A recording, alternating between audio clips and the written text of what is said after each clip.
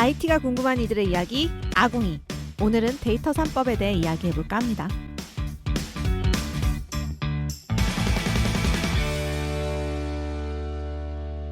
다들 이렇게 건강한 모습으로 다시 만나서 반가워요. 네, 네. 오랜만입니다. 꽤 오래됐죠. 몇 주 만인가요? 이게 우리가 녹음을 매주 만나서 하는 게 아니다 보니까 그렇죠. 네, 그렇지만 또 당분간 길게 못 볼 것 같아서 오늘 뽕 좀 뽑아놓고 가겠습니다.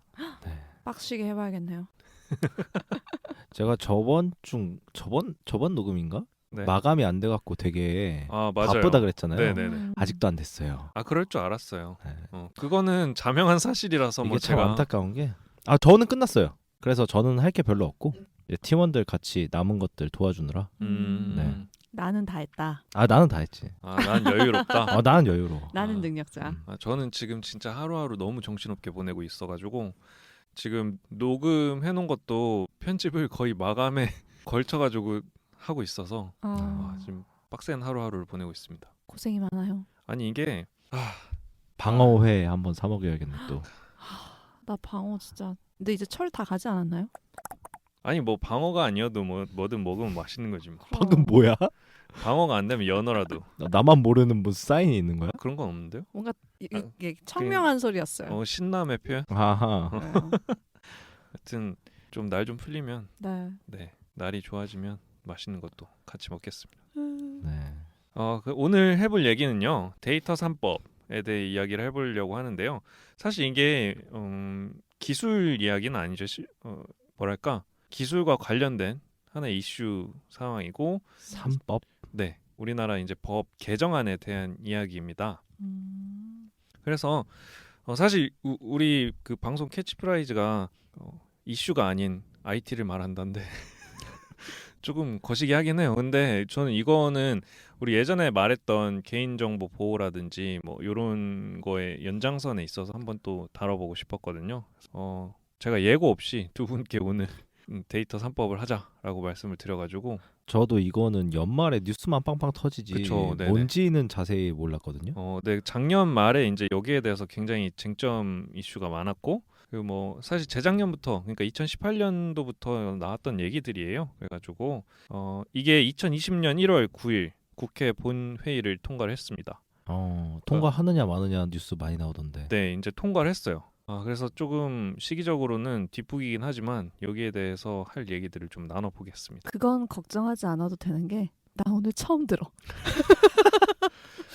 우리 아궁이 분들을 위해서 네. 그래서 우리가 절대 뒷북 아닙니다. 네. 아니 사실 뒷북이라는 게 뭐냐면 이걸 좀 막았으면 좋았을 텐데라는 생각은 개인적으로 많이 하고 있어가지고 그러니까 뭐 이 법안 자체가 잘못됐다라는 게 아니고 그냥 뭐 이게 있잖아요. 뭐 우산 장사가 있으면 양산 장사가 있는 것처럼 이제 법안에 양날이 있으니까 그거에 대해서 좀 같이 얘기해보고 의견도 나눠보고 그런 시간 가지면 좋을 것 같습니다. 네. 제나토리님은 뭐 뉴스로 어떤 내용들을 좀 들어보셨어요? 뭐 저 같은 경우는 약간 그 원래 저희 뭐 개발자들도 많이 듣는 이슈 중에 하나가 GDPR 있잖아요. 그렇죠. 네, 그러니까 저는 정확하게는 이게 어떤 건지는 잘 몰라요. 네네. 이제 기획자분들이나 아니면 사업 쪽에 하시는 분들이 음. 이걸 대응해야 된대요. 맞아요. 너보고 어떻게 하라고? 네. 기술적으로 대응할 수 있는 건가? 음흠. 막 그런 궁금증도 있고 뭐 그거에 뭐 어떻게 대응 아니면 우리나라에서 따로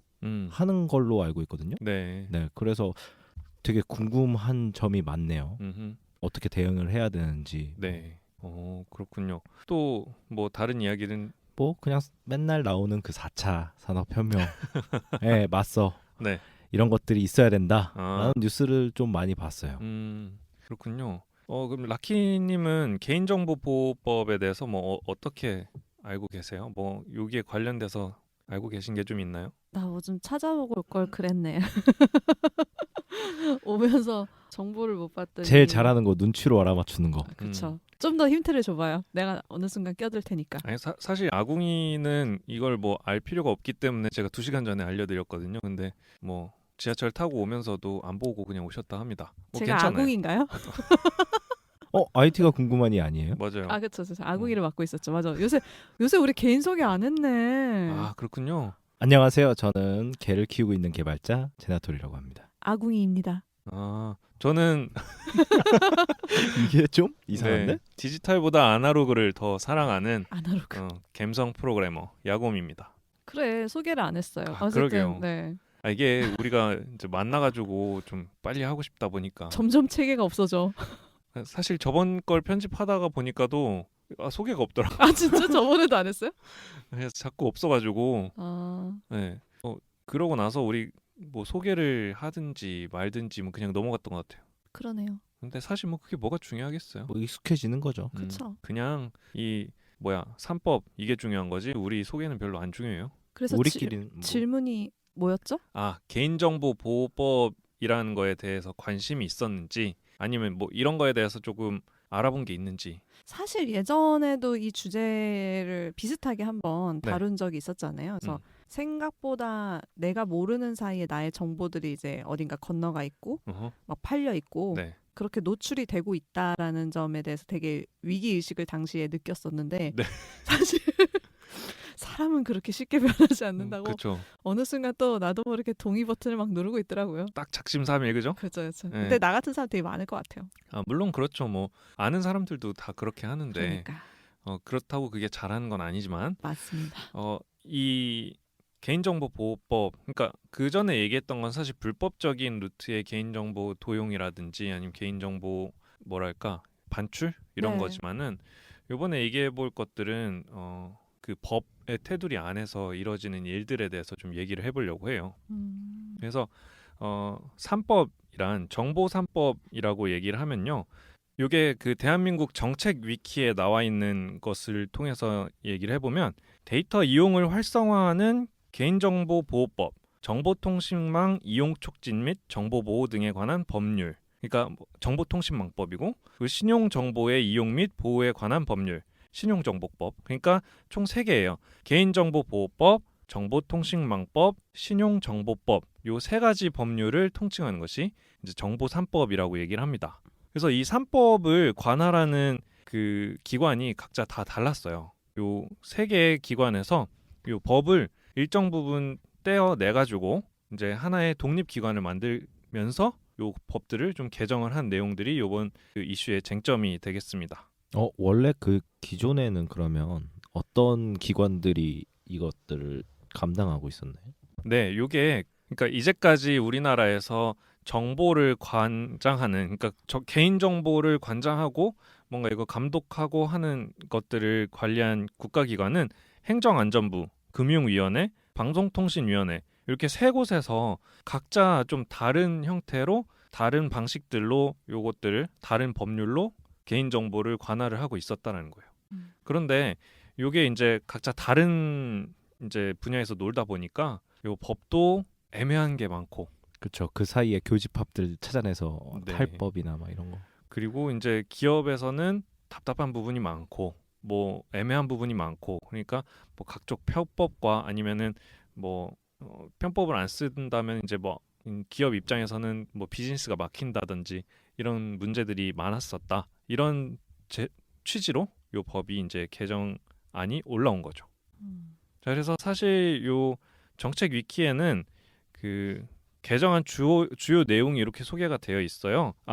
먼저 이 3법을 조금 그 개정하고자 했던 이유에 대해서 조금 여기 설명을 하고 있는데 4차 산업혁명 시대, 이거 꼭 빼놓지 않는 키워드죠. 4차 산업혁명 시대를 맞아서 이 핵심 자원인 데이터의 이용을 활성화하고 그래서 신산업 육성이 국가적 과제로 대두되고 있는 이 시점에 이 개인정보 그 3법을 활용해서 개인정보를 활용한 기술이 꼭 필요하다는 거예요. 그래서 이 개인정보 3법을 이제 개정을 하기로 했다. 이런 내용이 나옵니다. 자, 그래서 개정안의 주요 내용은 어떤 거냐면 데이터 이용 활성화를 위한 가명정보 개념을 도입했다.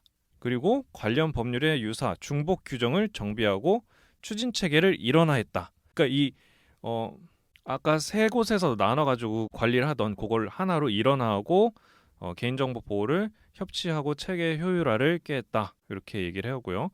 데이터 활용에 따른 개인정보 처리자의 책임을 강화했다. 그리고 이제 애매하고 모호한 개인정보 판단 기준을 명확히 개정했다. 이런 게 이제 주요 골자입니다. 어렵네요. 그렇죠. 이렇게 말만 들으면 되게 어렵잖아요. 사실 그리고 여기에는 상당히 국가 정책 위키다 보니까 좋은 내용 그리고 이제 그쪽에서 시사하는 그쪽에서 이제 강조하는 그런 좋은 내용들이 쭉 적혀져 있어요. 그래서 혹시 궁금한 분들이 있으면 요 정책 위키에 들어와서 데이터 3법 개정 사항 요 부분을 읽어보시면 하나하나 조금씩 더 정확하게 읽어보실 수 있습니다. 네. 그러면 이제 주요 개정 내용을 조금 풀어서 설명을 해보자면요. 여기에 뭐가 있냐면 아까 제가 처음에 말씀드린 게 가명 정보 개념을 도입을 했다라고 말씀을 드렸어요. 이게 이 지금 우리가 얘기하는 그 개념의 골자가 되는데 이 정보를 세 가지 형태로 분류를 하게 됩니다. 그러니까 기존에는 개인정보라는 그 하나만 존재를 했어요. 그리고 익명정보 이렇게 두 가지로 우리가 구분을 했었는데 개인정보라는 것은 개인을 식별할 수 있는 정보. 이게 개인정보예요. 근데 그 개인정보는 되게 포괄적이라서 뭐 어떤 게 있냐면 주민등록번호를 가렸다 하더라도 아니면 뭐 전화번호 뭐 일부분을 가렸다 하더라도 이건 개인정보로 취급이 됩니다. 그러니까 요거를 조금 뭐 복호화하거나 아니면 조금 더 활용을 해서 어떤 특정 개인을 특정화할 수 있는 정보는 개인정보예요. 그러니까 완전히 공개하지 않아도 이걸 가지고서 누군지 유추할 수 있다고 하면 개인정보로 취급한다. 네, 그래서 정확히 얘기를 하자면 개인정보는 살아있는 개인에 관한 정보고요. 그 이름, 뭐 주민등록번호 아니면 어떤 영상, 사진 등을 통해서 개인을 알아볼 수 있는 정보 그리고 이 해당 정보만으로는 그 개인을 알아볼 수 없지만 다른 정보랑 조금만 결합을 해보면 특정할 수 있는 개인을 확실히 특정할 수 있는 정보 이게 개인정보 보호라고 규정을 하고 있었어요.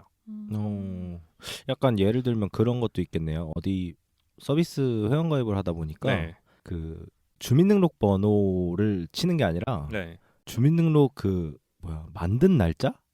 네네네. 그것도 있고 어떤 거는 이제 뭐 자동차 면허증에 어디서 만들었고 면허증 번호만 알고도 제가 확인이 되더라고요. 그거는 이제 그 주민등록번호를 도용하는지 확인하기 위해서 그 신분증에 써 있는 발급 일자나 이런 걸 통해서 진짜 본인 인지를 좀 인증을 하기 위한 그냥 수단일 뿐이에요. 의심스러운 뭔가를 한 거 아닙니까?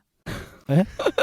본인의 신분을 전혀 아니었어요. 제가 서비스를 밝힐 수는 없지만 의심할 만한 뭔가를 하신 줄 알고. 네. 그리고 익명 정보라는 거는 이제 아예 익명이에요. 정말 특정할 수 없는 거. 약간 이런 거죠. 30대 남성. 약간 뭐 이런 거죠. 강남구에 거주하는 30대 여성 이런 거. 이런 게 거의 익명 정보라고 볼 수가 있어요. 그런데 여기서 약간 중간에 개념을 도입을 했습니다. 가명 정보라는 것을 도입을 했어요. 뭐 김모 씨 이런 건가요? 그렇죠. 이게 그 가명 정보라는 것은 뭐냐면 원래 상태로 복원하기 위한 추가 정보의 그 사용이나 결합 이런 게 없으면 특정 개인을 알아볼 수 없는 정보를 가명 정보라고 얘기를 했어요. 근데 바꿔서 얘기를 해보면은 추가 정보의 사용이나 결합이 있으면 특정 개인을 알아볼 수도 있는 정보가 가명 정보라는 거예요. 예를 들면 어떤 식이죠? 뭐 예를 들자면 이런 거예요. 어떤 카드사에서 나의 가명 정보를 추출했다라고 하면은 물론 이름도 가명으로 나갈 거고 하지만 뭐 나이대는 필요한 정보다라고 하면은 나이대는 그대로 나갈 거예요. 그러니까 내 이름이나 주민등록번호가 아니고 뭐 20대 남성 그리고 뭐 죄송 왜 그렇게 쳐다볼 필요 없잖아. 20대 남성이 그래 30대 남성으로 할게요. 30대 남성이 매일 아침에 지하철을 타고 출근을 한다. 이 사람의 카드 사용 내역을 보니 이 사람은 매일 뭐 강남역에서 뭐 잠실역까지 매일 출퇴근을 지하철로 한다. 이런 정보가 이제 가명 정보에 해당될 수 있어요. 그러니까 뭐 홍길동 씨는 매일 아침 해장국을 먹고 출근을 한다. 근데 이 플로우는 다 공개가 되는 거죠.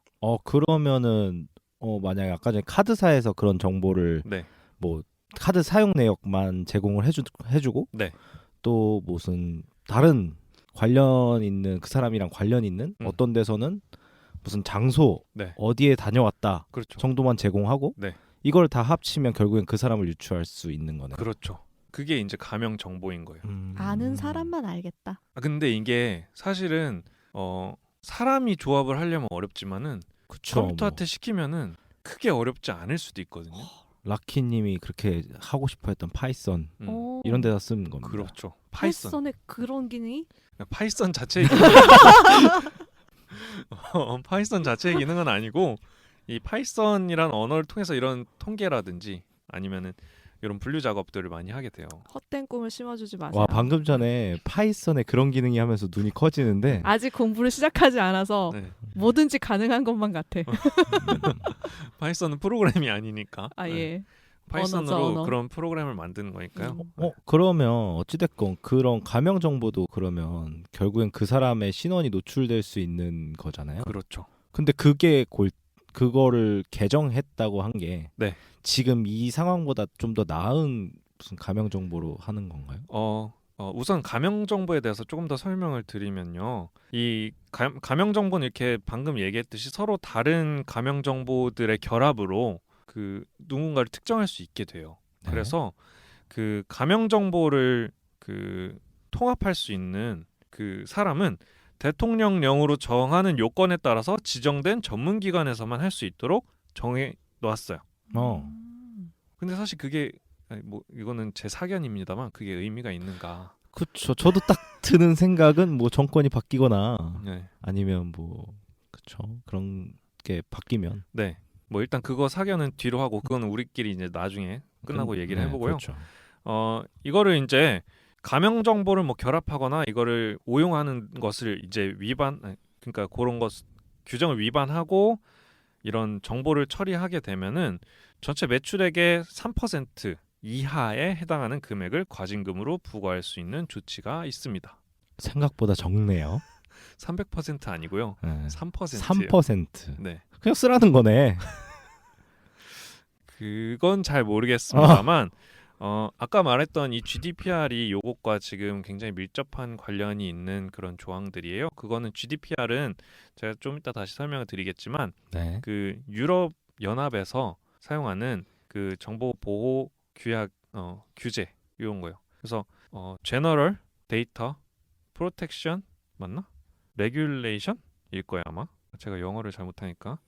그래서 이 유럽 연합에서 이제 채택한 그런 개인 정보 보호 법 정도라고 생각을 하면 되겠어요. 그냥 유럽 연합에서 쓰는 데이터 3법이네. 그렇죠. 이제 데이터를 보호하는 규칙이죠. 그러니까 개인 정보를 보호하는 규칙인데 그 GDPR이 상당히 좀 빡세요. 그래서 그 GDPR을 준수를 해야 된다라는 얘기들이 계속 나오는 이유가 뭐냐면 GDPR은 해외 서비스라고 하더라도 유럽 연합의 사람들에게 서비스를 제공하려면 이게 지켜져야 돼요. 맞아요. 저희 서비스가 좀 글로벌한데 유럽 쪽에서만 꼭 그렇게 네. 해줘야 된다고 하더라고요. 맞아요. 그래서 이 GDPR을 만약 어기면 어떻게 되느냐? 이걸 제대로 못하게 되면 어떻게 되느냐? 3%? 최소한 130억입니다. 예. 리스트 130억. 거기는 그 마지노선 그 네, 최소 값이 정해져 있구나. 원인가요? 원? 그 130억이에요. 억 원. 네. 그러니까 우리나라 1유로가 돈으로 뭐 1,300원 네, 이 정도니까. 그 얼마냐? 10만 유로? 그거예요. 그러니까 우리나라 돈으로 계산하면은 100억이 넘는 돈인 거죠. 그래서 요게 2018년도인가? 프랑스가 페이스북에다가 그렇게 과징금을 매긴 사례가 있어요. 냈나요? 그것까지는 확인을 못했는데 어쨌든 GDPR을 제대로 지키지 않았다. 그래서 프랑스가 경고를 해서 뭐 과징금 처분했는지 어쨌는지 뭐 그런 것을 제가 들은 적이 있어요. 너도 나도 다 하면 네. 뭐 나라마다 130억 아닌가요? 그러니까 몇백억 단위가 나오는 거죠. 그냥. 네. 우리 회사 1년 매출이 그 정도 안 될 텐데 큰일이네. 그러니까 이게 네.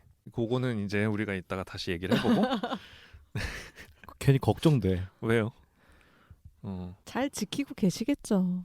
네, 그래서 이 익명 데이터를 만드는 거, 그러니까 익명 정보, 가명 정보 이런 것들을 만드는 그 데이터 전문가는 그 전문 기관의 적정성 평가를 거치고 이제 잘 처리된 정보로 취급하는 기관으로 이제 가서 그 정보가 처리되어 가지고 빅데이터 활용에 따른 법적 그 불확실성들을 해결을 해가지고 나와서 뭐 공익적 연구라든지 아니면 빅데이터의 활용이라든지 이런 방향으로 사용을 할 수 있다. 네, 이렇게 설명을 하고 있습니다. 어쨌든 허가받지 않은 일개 개인이 그 정보들을 모아서 뭐 악용한다거나 하는 것들은 불가능하다라고 봐도 되는 거죠? 불가능 하진 않겠지만 세상 똑똑한 사람들이 많긴 해. 네, 하면 안 된다. 그쵸. 그러니까 이 법의 이제 골자가 되는 거죠. 불가능이라기보다는 하면 벌 받는다. 네, 그렇죠. 3%. 중요해. 아니 근데 3%. 개인이면 이거를 3%를 어떻게 책정하지? 100만 원이면 3만 원 내는 거지 뭐. 아니 내 벌이? 내 소득? 그렇죠. 이 데이터를 활용해서 얻은 소득, 아. 이 데이터를 활용해서 얻은 이익에 대해서 그렇게 과징금을 낸다라고 하는 아주 명확한 3%. 어우, 개인 앱 확인해 봐야겠는데. 아니 네. 3%는 좀 근데 너무 재밌네요. 자, 그래서 요게 3법 중에서 첫 번째 개인정보보호법에 대해서 나왔던 골자 내용이에요. 그럼 이제 두 번째는 신용정보의 이용 및 보호에 관한 법률, 요거에 대해서 또 개정안이 있습니다. 여기에 골자는 뭐냐면 신용조회 업무예요. 신용조회 업무. 생각나는 거 있으세요? 뭐 그런 거 있잖아요. 막 그렇죠. 썰로 들으면 은행원 직원한테 뭐 자기 남자친구나 여자친구 계좌 한번 열어달라고. 돼요?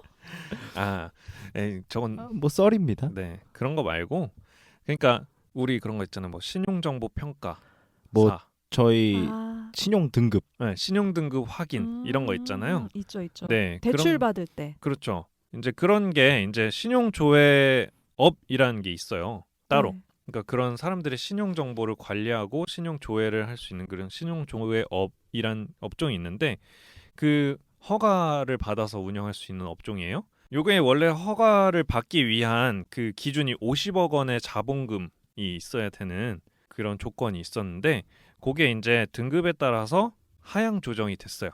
등급이라는 게 뭐냐면 이제 그 신용 조회업을 하나로 퉁치는 게 아니고 이제 그거를 좀 세분화했어요. 어떤 것까지는 허락. 네.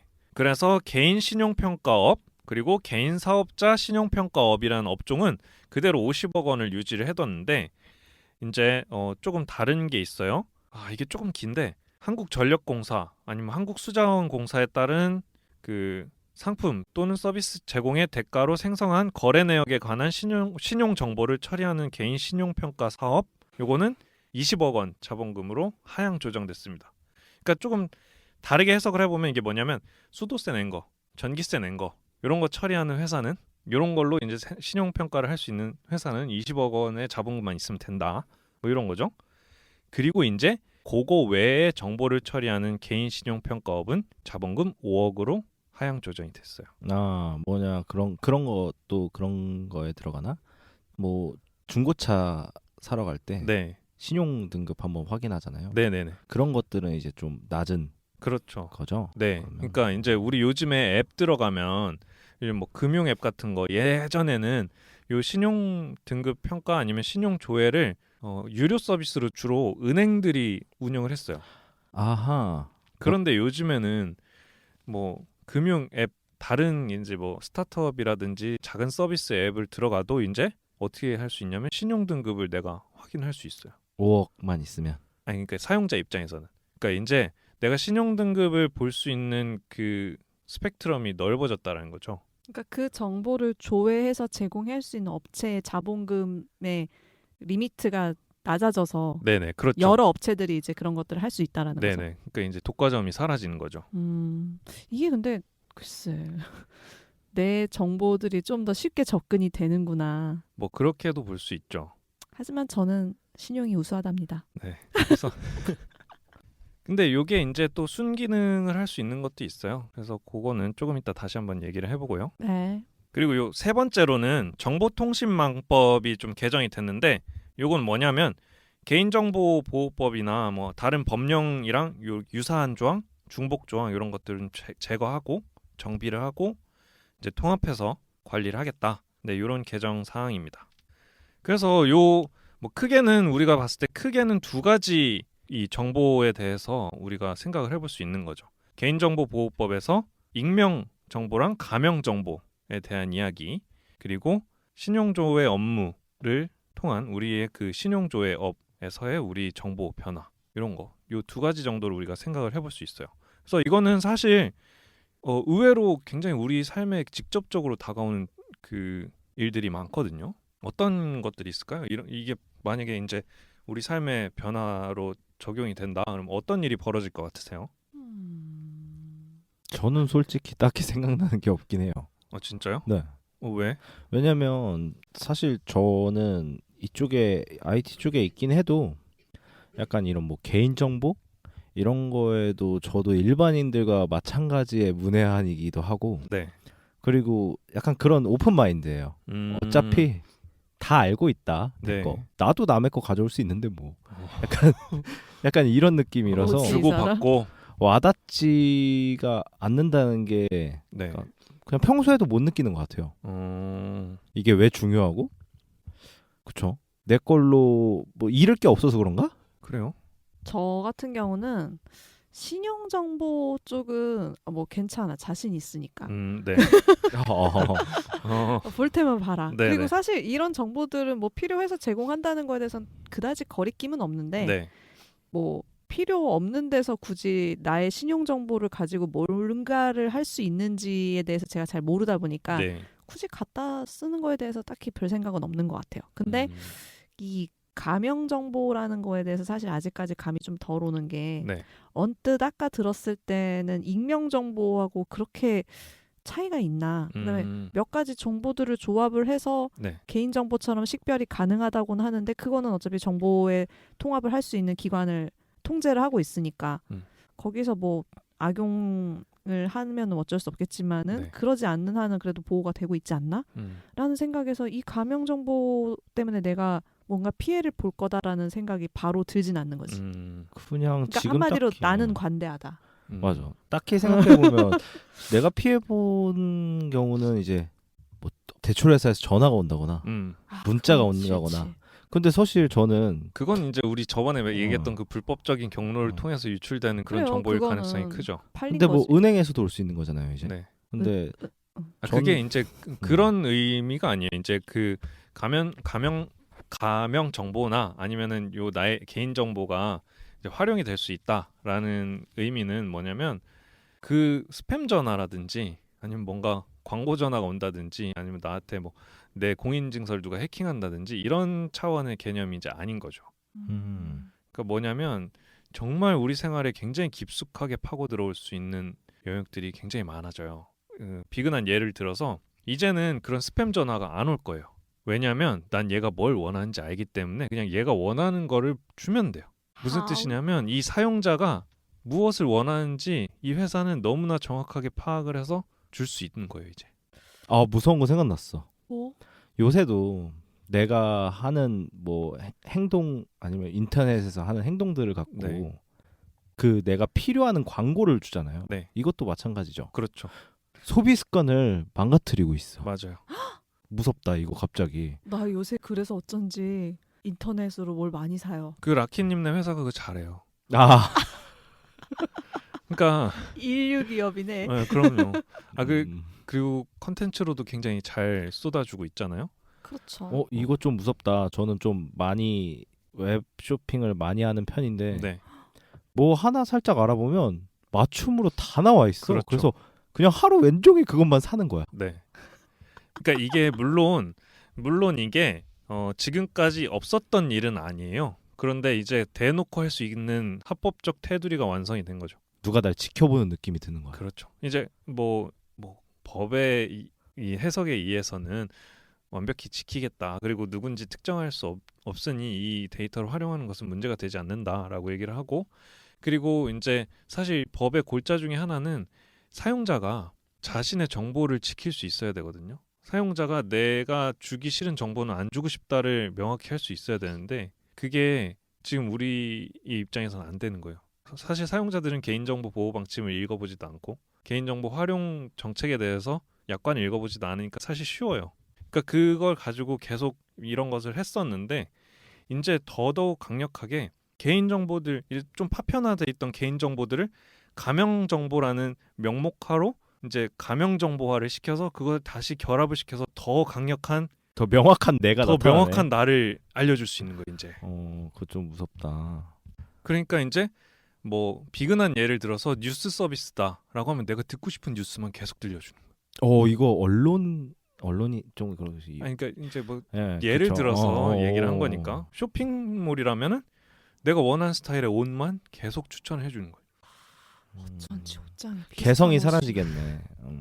그러니까 이 사람에게 필요한 것만 계속 줄 수 있는 거고 사실 그래서 구독 서비스를 만약에 뭔가 한다 내가 뭐 옷 구독 서비스를 한다라고 하면은 나에게 맞춤 서비스를 계속 제공을 해줄 수 있게 되는 거죠. 아, 웃긴 얘기가 생각났는데 네. 웃기다기보다 그냥 경험담인데요. 네. 그 얘기를 듣고 나니까 얼마 전에 무슨 동호회에서 같이 공연을 할 때 흰옷을 맞춰 입자고 사람들이 그래갖고 상하이 흰옷이 네. 있었는데 좀 마음에 안 들어서 가격이 좀 저렴한 걸 샀어요. 네. 인터넷을 통해서. 그 뒤로 근데 한동안 마음에 드는 걸 못 찾아서 계속 흰옷만 찾았거든요. 그랬더니 그 뒤로 내가 뭐 쇼핑하러 들어가기만 하면 자꾸 흰옷만 나와. 다른 색깔도 보고 싶은데 이제 그 행사 끝났는데 계속 흰옷만 추천해 주는 거예요. 이제 저런 거죠. 저도 네. 비슷한 경험이 요새 있는 게 네. 제가 개를 키우잖아요. 네. 그래서 게스타그램을 하고 있는데 여자친구랑 같이 써요. 계정을. 근데 제가 이제 그 계정으로 물려 있는 곳에서 이제 쇼핑을 막 이렇게 뭐 사고 싶은 게 있어서 이렇게 막 알아봐요. 네. 그러면 갑자기 여자친구가 카톡을 하나 보내요. 왜 이거 사게? 이거야. 이거 너무 무서운 거 있지. 근데 그거는 계정을 공유하니까 생기는 일 아닙니까? 근데 이제 그 계정 안에서 이 사람이 뭘 검색하고 그런 기록이 남아 있다고. 네, 뭘 하는지를 다 분석을 해서 그 사람에게 추천을 해준다는 거죠. 나중에 뭐 더 되면은 나랑 이 친구랑 사귀는 것까지 어떻게 이렇게 나와서 그 그건 사람한테 무조건 지금 알고 있어요. 그치, 이거지. 그거는 무조건 알고 있는 거고 이제 그런 정보는 이제 더 이상 나의 것이 아니라는 거예요. 근데 또 얘기를 들어보니까 네. 어쩌면 이것을 되게 편하게 생각할 수 있다. 그런 사람도 많아요. 그러고 보니까 그럼 제가 아까 전에 말했던 그 편하게 느낀다는 사람들을 위해서라면 네. 오히려 되게 더 좋은 거일 수 있겠네요. 그런 걸로 주장을 하겠죠. 그럴 수도 있죠. 이런 좋은 점이 있다. 사실 그런 걸로 좋은 점을 주장하진 않았어요. 그거는 이제 사실 실질적으로 소비자들이 그렇게 좋아한다 뭐 그렇게 얘기할 수는 있겠지만 기업 입장에서는 뭐 더 사람들의 삶을 윤택하게 해줄 수 있다라는 명목을 얘기할 수 있지만 사실은 그거는 오히려 자기들이 더 좋아지는 거죠. 그쵸. 기업 입장에선 매출이 더 증대할 거고 그 자기 플랫폼에 더 가두리 양식을 할 수 있을 거고 그런 것들이 일단 1차적으로 있고요. 그리고 이게 조금 더 나아가서 생각을 하면요. 이제 기업들끼리 이제 익명 정보라든지 가명 정보라든지 이런 거를 자유롭게 교환을 할 수 있다는 뜻입니다. 바꿔 말하면. 내 허락 없이. 그렇죠. 가명 정보라는 건 개인 정보가 아니니까요, 이제. 그렇죠. 가명 정보의 활용에 대해서는 사전 동의를 구하지 않잖아요. 그렇죠. 그러니까 자기들 마음대로 돌려 쓴다고. 그렇죠. 그래서 그걸 사고 팔아요, 이제. 여러분 데이터 사이언티스트가 되세요. 아니 사고 팔 거면 나한테 뭐라도 좀. 그러니까 이게 소비자 입장에서는 결코 뭔가 이득이 되는 것이 거의 없는 일이라는 거예요. 이쯤 되니까 진짜 옛날에 데이터가 돈이고 네. 데이터가 힘이다라는 거를 사실은 여태까지는 못 느끼거든요. 네네. 사실 뭐 데이터가 많아도 이걸 어디다 써? 약간 이러는데 이런 법이 생기고 네. 이런 것들이 체계화돼서 어떤 사람들이 어떤 기업이나 뭐 이런 데서 이익을 이렇게 봤다라고 네네. 되면 이제 그게 이제부터 실전이 되는 거네요. 데이터가 사고 그렇죠. 팔리고. 네. 이제 데이터가 진짜 돈인 거죠. 그렇다고 해도 아직까지 그렇게 뭔가 치명적으로 안 좋은 거는 잘 못 느끼겠어요. 근데 사실 이런 거예요. 그게 뭐 내 인생이 직접적인 연관이 없는데 뭐 어때? 라고 생각을 할 수 있는데 그런 거죠. 이제 내가 나의 모든 것들을 컨트롤할 수 없다. 이게 그러니까 나의 것이 아닌 것이 되었다. 이게 문제라는 거죠, 사실. 뭔가 좀 철학적인데 어떤 의미인지는 알 것 같아요. 그리고 이제 그것을 사실은 어떤 사람은 난 그거 싫어, 나 불편해, 난 걔네들이 나한테 이렇게 해주는 것도 싫고 내 정보가 그렇게 흘러다니는 거 싫어, 난 거부할 거야를 얘기를 할 수 있어야 되는데 그게 안 된다는 거예요, 이제. 법으로 정해졌으니까. 그렇죠. 아무리 가명 정보라도 나는 싫어라고 할 수 있어야 되는데 그게 안 된다는 거예요. 왜 이거 네 거 아니야? 이런 느낌인가? 그렇죠. 이제 네 실명 아니잖아. 네 거 가명 처리했는데 네 거 아니잖아. 그럼 이거 써도 돼. 이렇게 돼버린다는 거죠.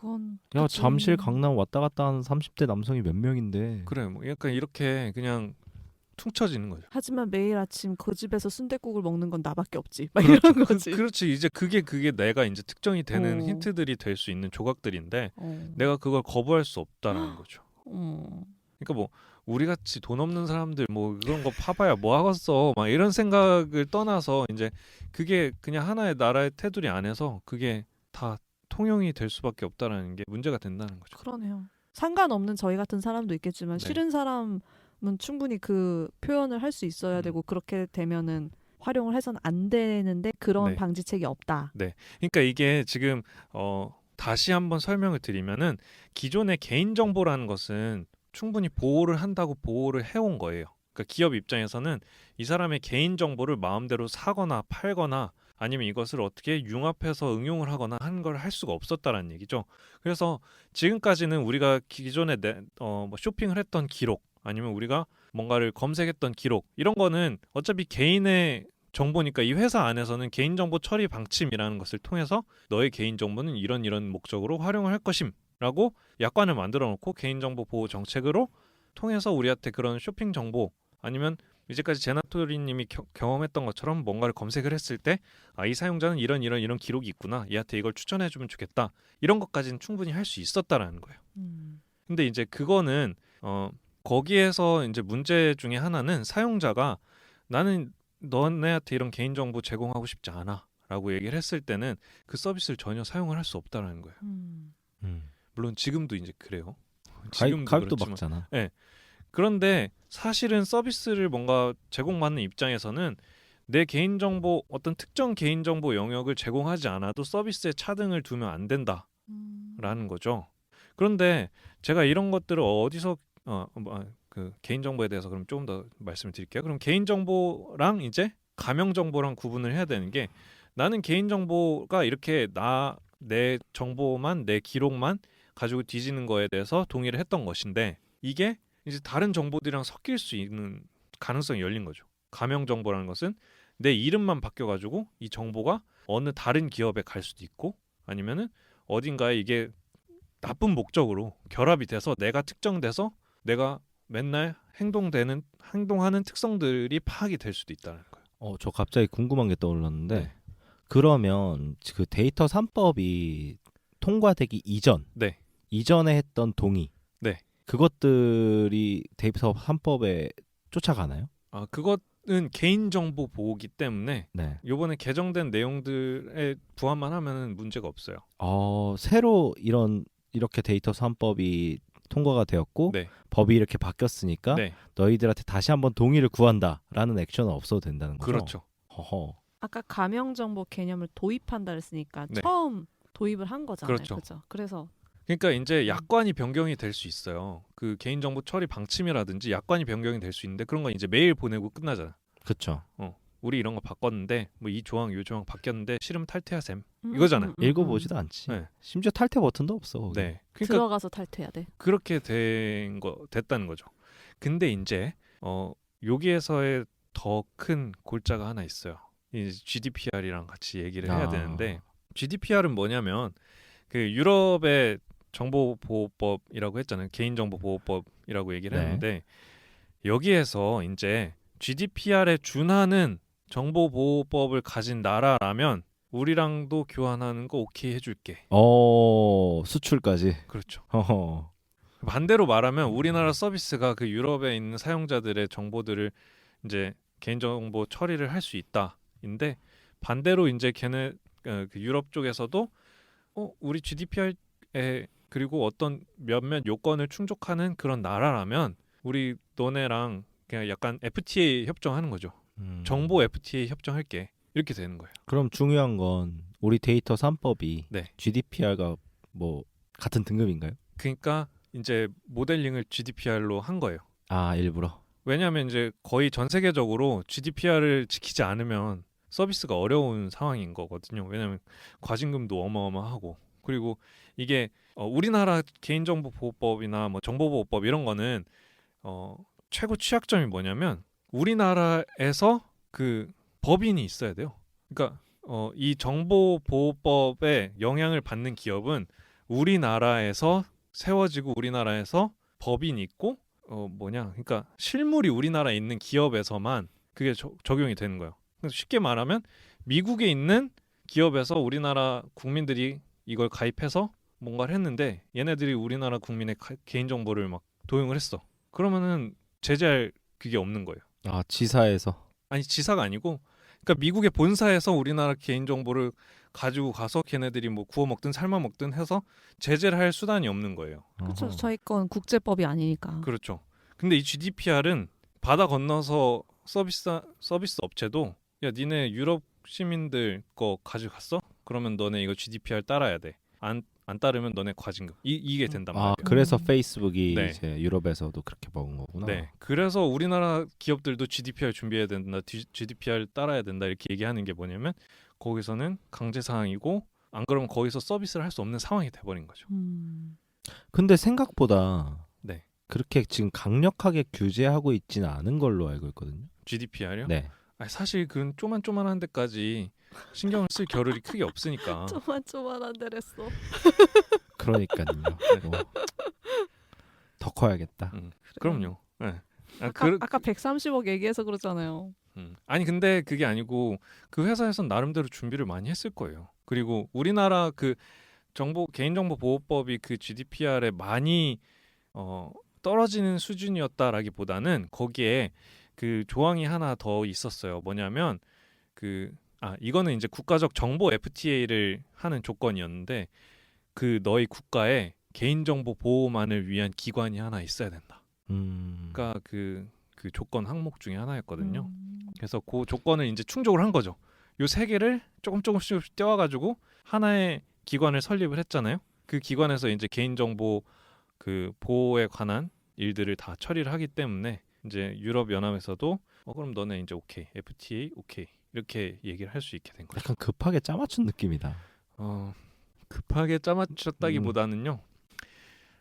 이게 이제 그래서 그 GDPR이랑 비교를 할 수 있는 부분들이 몇 가지가 있기는 한데 우리나라에 요번에 개정된 법안들이 되게 애매한 표현들이 많아요. 그러니까 조금 불분명한 표현들이 많다. 뭐 한국어의 위대함입니까? 그게 이제 하면 어고 하면 되는 그런 그 조항들이 종종 있습니다. 근데 이 조항들을 저는 이제 소비자 입장에서 본다면 너무나 누군가에게 편향되게 해석될 수 있는 여지가 충분히 많다로 저는 해석을 했어요. 이게 말이 안 된다고 생각하는 분들은 직접 법안을 한번 검색을 해보시면 되는데 그 의안 정보 시스템에 들어가서 의안 그 번호 2024495번 개인정보보호법 일부 개정 법률안에 대한 의안을 검색을 해보시면 지금 이게 접수부터 본회의의 심의를 거쳐서 정부로 가서 공포까지 된 단계를 모두 확인하실 수 있습니다. 나중에 볼게요. 네. 그래서 사실 이 GDPR이 우리나라에서 크게 중요한 것은 아니지만 우리가 요 데이터 3법 개정한 것이 요 GDPR의 그 골자들을 많이 따왔다라고 생각을 하면 됩니다. 그래서 이 2018년도인가 이게 GDPR이 2018년도 5월까지 그 규정을 지켜야 된다 기업들에게 공표를 했거든요. 그래서 우리나라에서는 2017년도에 한국인터넷진흥원에서 그 우리나라 기업들을 위한 GDPR 안내서라는 책자를 내기도 했어요. 근데 생각보다 잘 만들어놨어요. 그래서 이것도 한번 읽어보시면은 재밌을지도 모릅니다. 물론 지금은 여기에 나와 있는 개인정보보호법은 지금의 개인정보보호법이랑 조금 다르죠. 그렇죠. 개정이 됐으니까. 네, 개정이 됐으니까. 하지만 어쨌든 비교군이 명확히 표시가 되어 있습니다. 그래서 요거는 한 번쯤 다들 한 번은 관심은 가지고 봐야 되지 않는가라는 생각이 제가 들어요. 요거는 한국인터넷진흥원의 홈페이지에 들어가면 아직도 이렇게 볼 수 있게 명시가 되어 있습니다. 아예 그 GDPR 안내라는 페이지까지 있어요.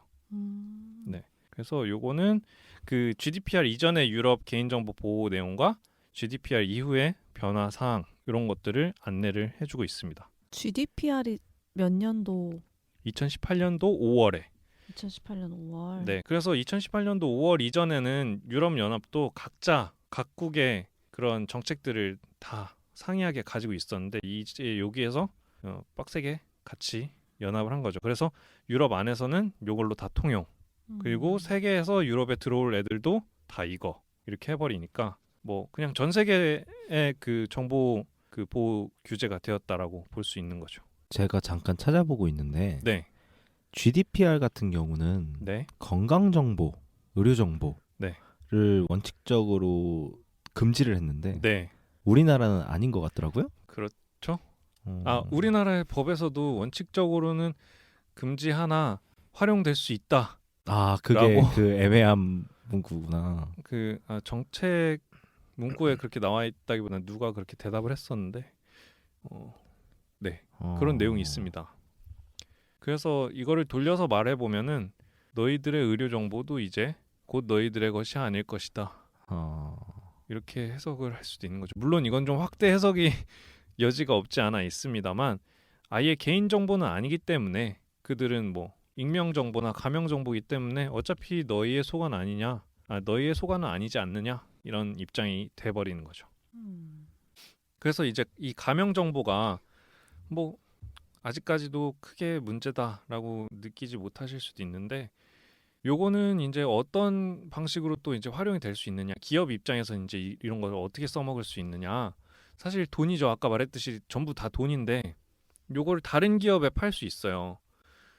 무슨 뜻이냐면 이제 저는 이런 개인정보 그 제공 동의에 거의 동의해 본 적이 별로 없거든요. 저는 개인정보 보호 정책에 동의를 잘 안 하는데 거의 유일하게 반강제적으로 제 개인정보를 줘야 되는 서비스가 있는데 지도? 네. 지도 서비스나 내 위치나 이런 거? 지도 서비스나 아니면은 내비게이션 이런 거는 내가 길을 찾아갈 때는 위치 서비스를 위치를 알아야 제공해야죠. 하니까 그쵸. 그거를 이제 제공을 하거든요. 그럼 이제 내비게이션 요즘 스마트폰 내비게이션들 다 무료잖아요. 네. 그게 다 이제 돈을 어떻게 버느냐라고 하면은 사람들의 이동 경로, 이동 시간, 이동 분포 이런 데이터들을 파는 거예요. 누구한테? 그것을 이제 필요로 하는 업체들. 기업한테. 네. 그러니까 이제 그건 이제까지 완전 익명 정보로 제공이 되었었죠. 그쵸. 무슨 뜻이냐면 그냥 이날 몇 시에는 몇 대의 차들이 이 정도로 움직일 것이다를 제공을 한 것이지.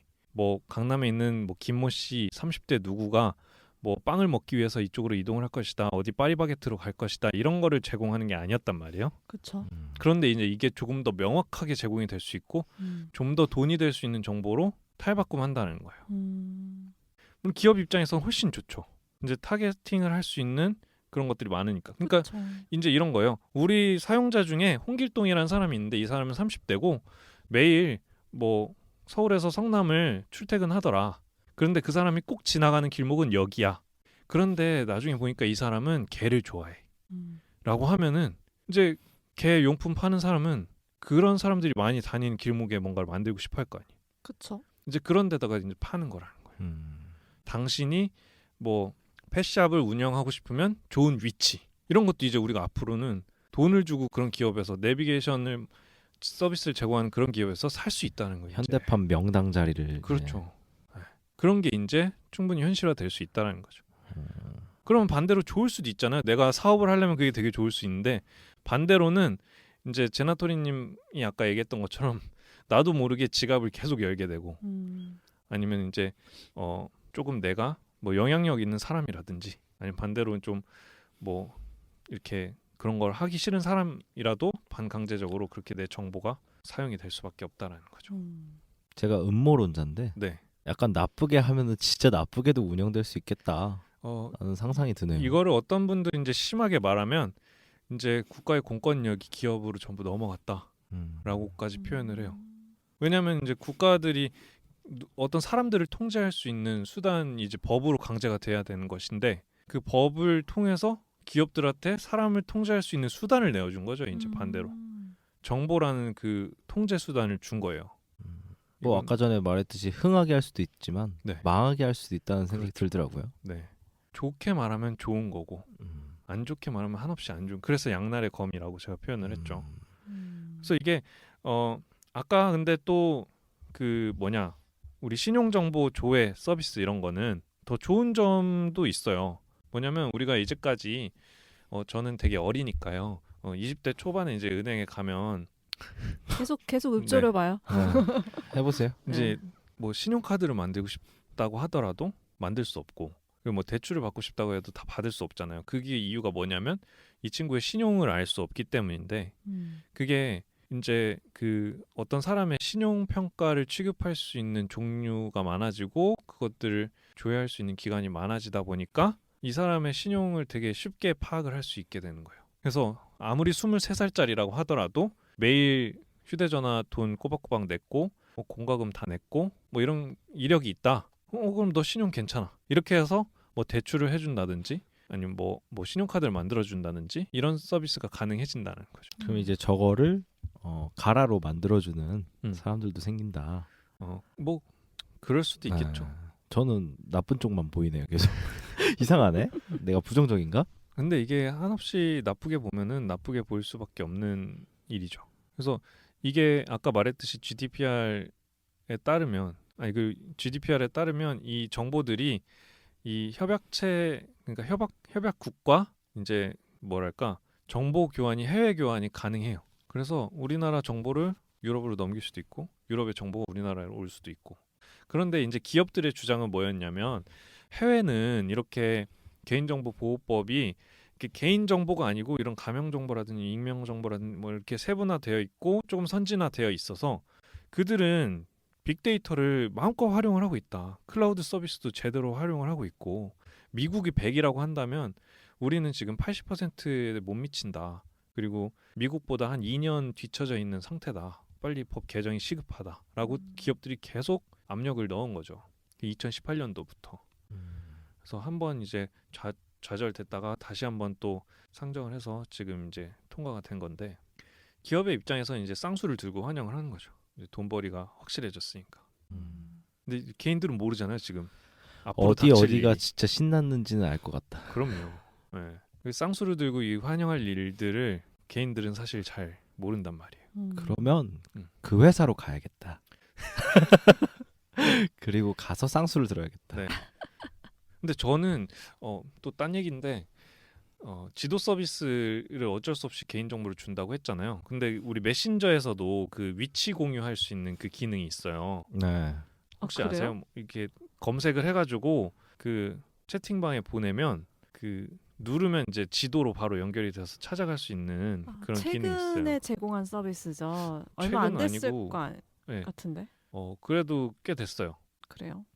그러니까 이 샵 검색을 해가지고 위치를 전송을 하면 그거잖아요. 가고 있어 방지. 뭐 그런 거. 네. 그런 건데 이제 저는 친구가 보낸 그 위치를 가지고 그 친구가 보낸 그 지도를 보고 싶어서 이렇게 터치를 해서 들어가면 저보고 제 위치를 전송을 해야 된다는 거예요. 이 개인정보 취급에 동의하지 않으면 넌 이 서비스를 사용할 수 없다.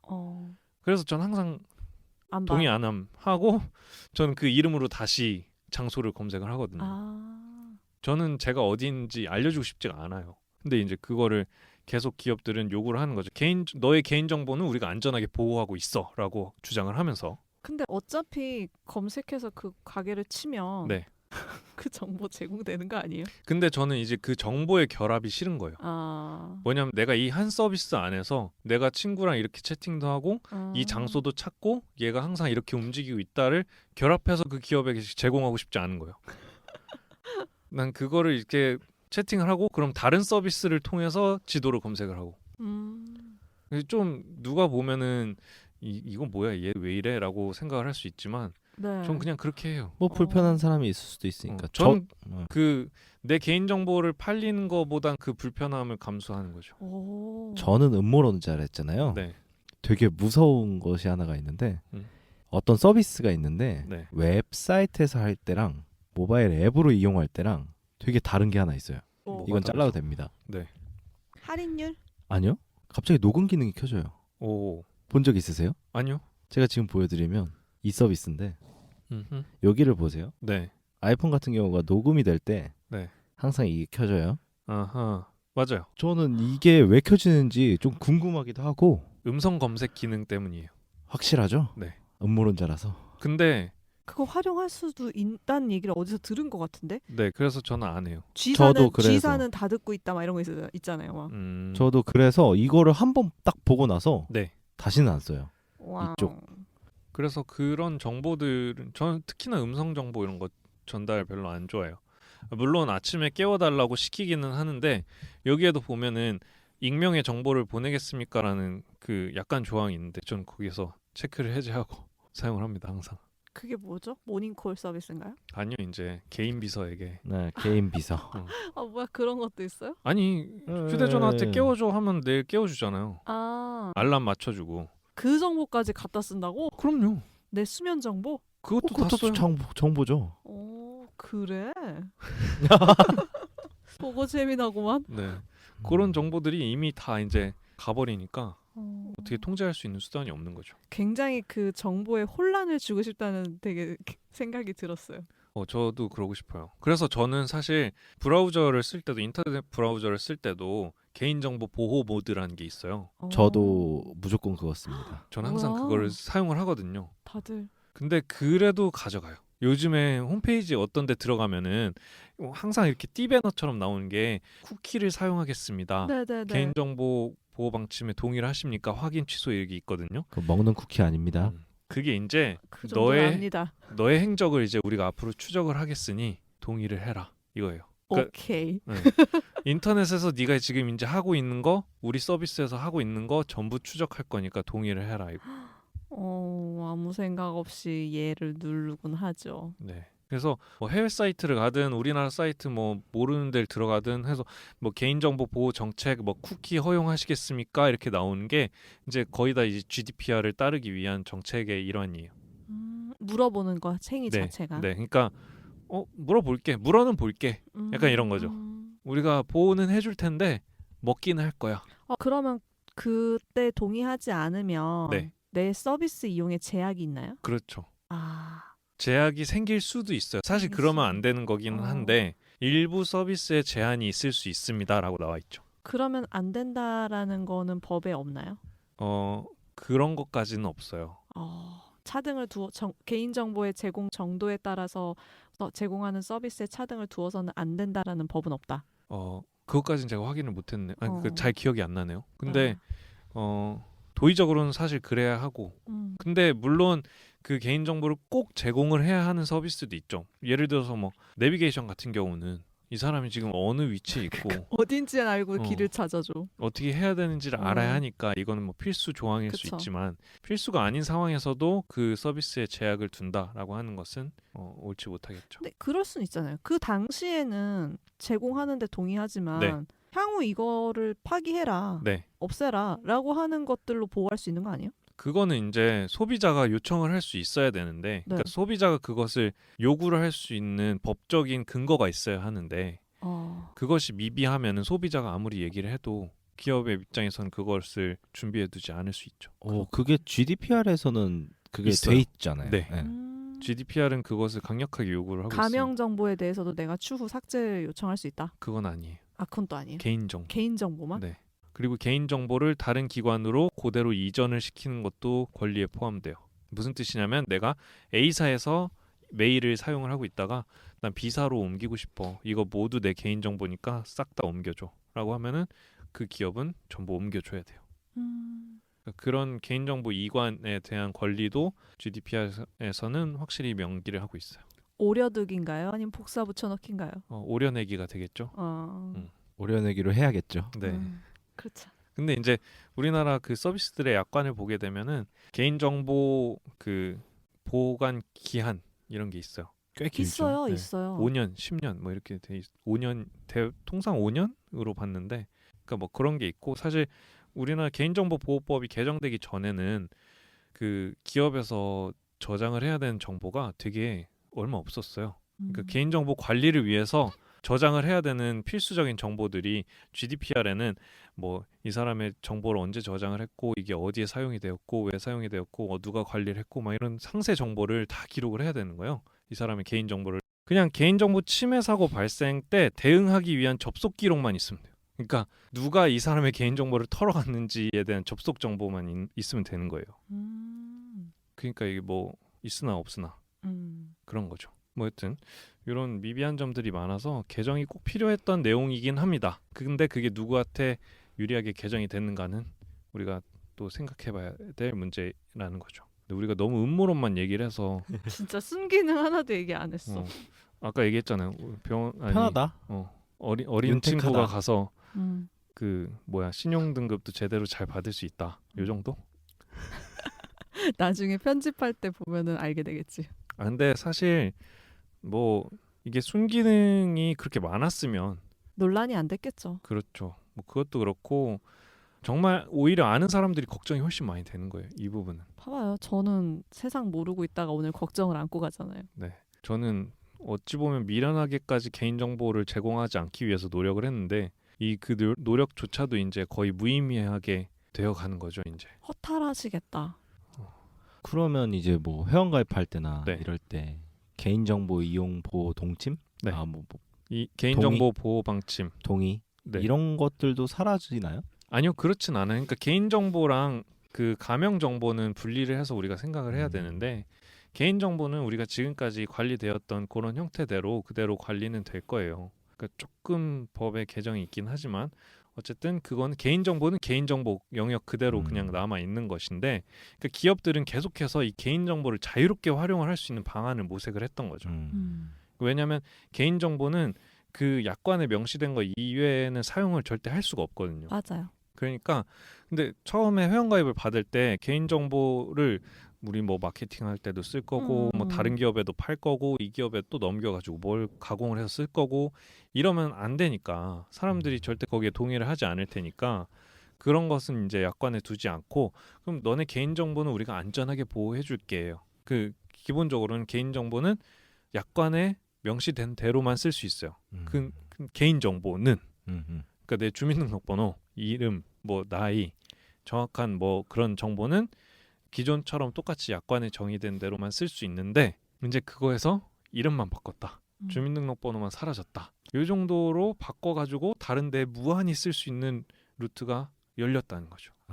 서비스 개발할 때 페이지 하나 주나 했는데 아니었네. 늘어나면 늘어났지. 그러니까 이제 줄어들 수 있는 내용은 아니고 사실 그거는 이제 기업의 입장에서는 사용자에게 별달리 달라질 게 없는 거예요. 뭐 회원가입 받을 때 약관이라든지 그들한테 우린 너네 가명 정보 쓰고 있어요 이런 얘기를 해줄 필요도 전혀 없잖아요. 굳이 그렇게 얘기 안 하고 우린 너네 개인정보는 완벽하게 보호하고 있어. 하나도 안 썼는걸? 네. 이런 식으로 떵떵거리며 할 수 있겠네. 그러니까 이제 좀 순기능을 다시 얘기를 해보면 그렇습니다. 이제 순기능을 얘기를 해보면 기업은 무료 서비스를 더 많이 제공을 할 거예요. 사용자들한테 무료로 제공을 하면서 개인정보를 받아 놓으면 이건 이제 무한한 자원이 되기 때문에 무료 서비스를 더 많이 오픈을 할 수 있겠죠. 물론 가입만 하면. 그렇죠. 이제까지도 물론 그런 목적으로 무료 서비스를 많이 운영을 했지만 이제는 더더욱 공격적으로 우리 플랫폼으로 사용자를 끌어올려고 더욱 치열하게 이제 노력을 할 거예요. 갑자기 궁금한 건데 네. 만약에 개인정보를 악용을 했어요. 네. 근데 그랬을 때 아까 3% 과징금? 이제 그거는 가명 정보를 함부로 이렇게 취합을 해가지고 이제 실명 정보로 이제 바꾸는 과정들을 거치게 되면. 오케이. 그러면 개인정보 같은 경우는 네. 더 그거보단 셀 거잖아요. 그렇죠. 뭐 징역살이까지 하나요? 그거는 큰일 나요. 진짜? 벌금에 뭐 형을 선고받을 수도 있어요. 근데 개인정보를 유용한다라고 하는 거는 글쎄요, 이제 그런 거죠. 뭐 그거는 세요. 세군요. 네. 그럼 다행입니다. 데이터 130법 정도 돼야 130% 받는 거예요. 데이터 3법이라서 네. 3%만. 근데 사실 이제까지의 그 판례나 관례를 보면 그렇게 또 세게 때리진 않을 것 같아요. 사실 뭐 위반 시 처벌 규정이 없는 경우도 많고 개인정보보호법에 그러니까 처벌 규정이 막 명확하지 않은 경우가 많아요. 옛날 법이라 가지고. 또 우리나라는 항소가 되게 네. 잘 돼 있어서. 그러니까 처벌이 가능하다라고 하는데 이 처벌의 수준이 뭐 어느 정도인지는 여기 명확하게 제가 볼 수가 없어가지고 나와 있긴 할 거예요. 어딘가 변호사님 알려주세요. 어쨌든 간에 우리나라는 뭐 최대 징역 몇 년 이렇게 표현돼 있잖아요. 네. 최대잖아요. 최대까지는 잘 안 때리죠. 그래서 보통 저런 걸 다 최소로 해야 돼. 그러니까. 난 왜 최대로 하는지 모르겠어. 최대 징역 10년 이러면 그냥 1개월도 상관없는 거잖아요. 그렇죠. 한 3일 들어갔다 나와도 돼. 네. 그러니까 이 최대라는 말이 되게 우스운 거야. 여튼 네 그런 실정입니다. 결국 순기능 얘기하다가 우리 법 쪽이에요? 근데 순기능은 그거를 원하는 사용자들도 있을 거라는 거죠. 이제 알아서 좀 해줬으면 좋겠다. 저는 반반이에요. 무만이? 왜냐면 반반 무만이? 네. 배고파. 갑자기 저는 약간 윤택해지긴 했기 때문에 네. 왜냐면 제가 찾고 있던 것들이 갑자기 눈에 띌 때가 너무 많아서 네. 저 같은 쇼핑 광에게는 너무 윤택한 삶입니다. 지갑이 날씬해지는 거잖아요. 그렇죠. 아니 근데 사실 이렇게 뭔가 혜택을 얻고 있는 사람들 같은 경우에는 굳이 뭐 물어보면 동의를 할 거잖아요. 나는 편하니까 그거 덕분에. 근데 야곱님처럼 그런 것 때문에 스트레스를 많이 받아 하시는 분들 같은 경우에는 그런 게 너무너무 싫은데 네. 그런 사람들 거는 안 쓰게끔 뭔가 그런 조치가 있어야 될 것 같은데 지금은 죄다 갖다 쓰는 거잖아요. 그렇죠. 그러니까 이게 기업들은 법을 이제 사용을 해서 오묘하게 꼭 필요한 개인정보다라는 것을 굉장히 약간의 어필을 많이 해놓죠. 이게 꼭 필요하다. 그렇죠. 얼마나 잘 설명했겠어요. 근데 사실 이제 이런 거예요. 뭐 어떤 이벤트를 참여하기 위해서는 당신의 전화번호랑 뭐가 필요합니다. 그리고 이것은 이벤트 목적 외에는 사용되지 않습니다. 이런 맞아요. 식으로 써 있잖아요. 네. 근데 사실 이제 그게 이제 어떻게 활용될 수 있느냐면 가명 정보는 개인 정보가 아니니까. 이제 그거를 다른 기업한테 야 우리 이런 이벤트 해가지고 이거 받았거든. 가명 처리해서 써 이렇게 되는 거야. 제가 경품 혜택 때문에 그거 어마어마하게 했거든요. 네. 근데 이제 이런 거. 이제 그거는 이제 가명 정보는 개인 정보랑 분리해서 생각을 해야 되니까 내 개인 정보가 넘어간 건 아니에요. 아니, 내가 공짜 좋아하는 거 다 아는 거잖아. 그렇죠. 또 저런 분들이 당첨은 안 돼요. 네. 정보만 죄다 퍼주고. 정보만 맞아요. 당첨은 없어요 또. 이제 그렇게 되는 거죠. 그러니까 이제까지는 그런 이벤트를 하면은 그 사람의 개인 정보만 활용을 해야 되는 거니까 이 사람이 이런 이벤트에 많이 참여를 하는구나. 그러니까 이런 거를 계속 이벤트가 있을 때마다 알려줘야지. 요 정도로 이제 기업이 썼을 수 있는데 이제 그거를 갖다가 우리 이벤트 하니까 이런 류의 사람들이 이걸 하더라라고 다른 기업에 팔 수도 있어졌다라는 거죠. 얘는 이것만 보면 환장을 하더라. 막 이런. 그러니까 거죠. 이제 그건 개인의 정보는 아닌 거예요. 얘네는 그러니까 이런 류의 사람들은 그렇죠.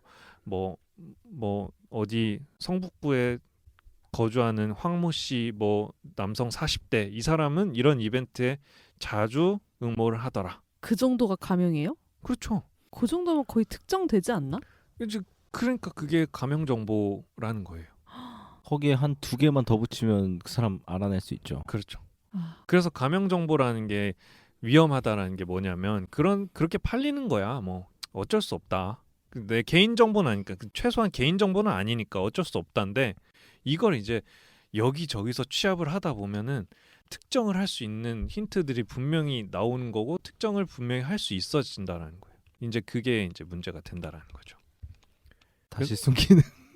순기능 설명하고 있었는데 순기능은 잘 모르겠네. 나 이제 모르겠다. 그냥 한마디예요. 그냥 윤택해져요. 지갑은 얇아지지만. 네. 그래서 저는 그걸 방어하고 싶어요. 그래서 내 개인 정보를 이제 방어를 하더라도 이제 소용 없어지는 거예요. 왜냐하면 나는 30대 남성 어디에 사는 누구라고 특정이 될 수 있으니까 그런 가명 정보들은 굉장히 널렸거든요. 그래서 나의 패턴은 이제 얘네들이 충분히 예측을 할 수 있게 되었다가 되는 거예요. 물론 지금도 그래 왔지만 개인 정보를 사용해가지고 뭐 이왕 가져간 거 잘 예쁘게 해서 잘 쓰시고 예쁘게 돌려주세요. 네, 그러니까 개인 정보랑 자꾸 혼동을 할 수 있는데 그런 거죠. 이제 개인 정보를 뛰어넘어서 훨씬 더 자유롭게 활용이 될 것이다. 데이터들이. 그래서 나의 패턴도 훨씬 더 잘 간파될 것이고 그리고 나도 모르는 사이에 어디선가 내가 특정이 될 수도 있는 위험이 생기고 뭐 이런 일들이 이제 앞으로 굉장히 많이 발생하게 될 것이다. 그런 겁니다. 네. 너무 암울해요? 나쁜 얘기만 했잖아요. 아 그런가요? 좀 좋은 얘기 좀 해볼까요? 좀 쉬었다가. 네. 쉬었다가 좀 좋은 얘기를 해볼 수 있을까? 네, 알겠습니다.